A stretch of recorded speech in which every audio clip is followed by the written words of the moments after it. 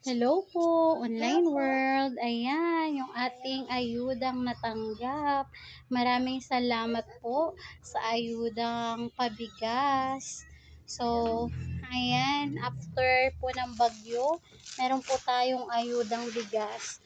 So, kung hindi po ako nagkakamali, 5 kilos po ang laman ng isang pack na ganyan. Ayan. So, dalawang pack po yung um, nakuha natin kasi parehas po kami ni tatay na botante po. So, ayan, flex ko lang po. Maraming salamat po sa ayuda. Highly appreciated po. Hindi na po namin bibilhin yung bigas. Thank you. Thank you for watching. Bye-bye.